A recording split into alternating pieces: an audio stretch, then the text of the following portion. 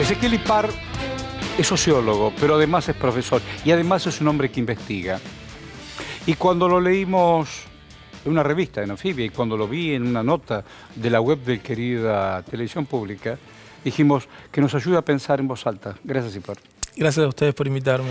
¿Cómo es el que el odio retroalimenta el odio, sobre todo cuando hablamos de política?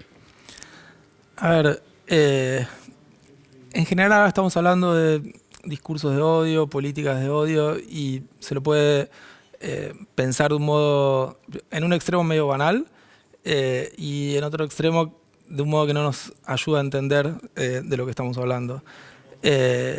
Porque uno podría decir, la política implica determinados grados de conflicto y ese conflicto siempre puede estar acompañado por odio. Entonces yo lo que trataría de separar es discurso de odio, una política de odio, no es el discurso que dice alguien que tiene odio. Usamos la palabra odio para hablar en realidad de cuando determinadas formas de violencia o de legitimación de la violencia, inclusive en medio de conflictos, llega como a un nivel superlativo. Entonces, lo que vos decías de cómo se va acumulando, ese proceso de acumulación, de ir, digamos, atravesando límites y en un momento disolviendo los límites, por ejemplo, de la tolerancia política, ahí está bien usada la palabra odio para política de odio o para discurso de odio. Yo digo, la Argentina vivió tajos, sobre todo contemporáneos, brutales, donde el otro, el que piensa diferente, lo trató de liquidar. Bombardeo, Plaza de Mayo naturalmente, fusilamiento, 76 al 83, peronistas radicales, liberales contra yo quiero una Argentina mejor. ¿Es tan difícil armar un entramado social?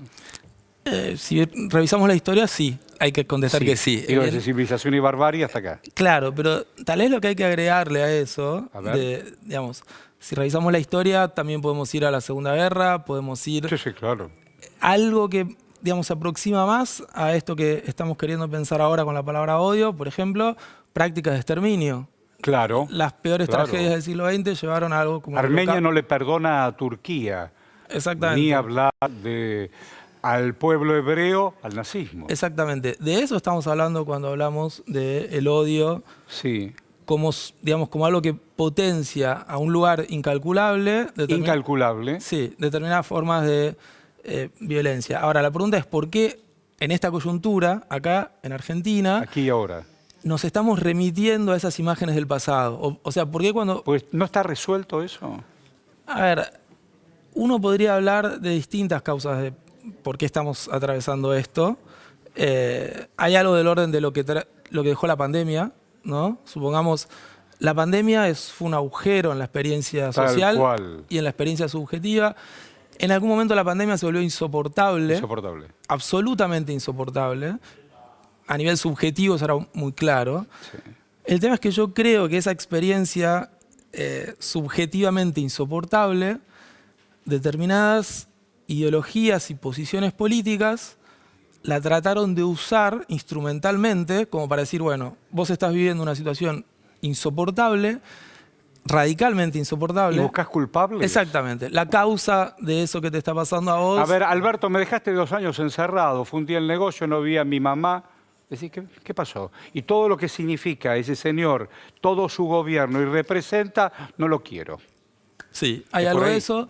Hay algo de eso sobre lo que habría que anotar varias cosas, pero la primera es que esa estrategia política de instrumentalizar de ese modo el malestar social, por un lado es irresponsable. Total.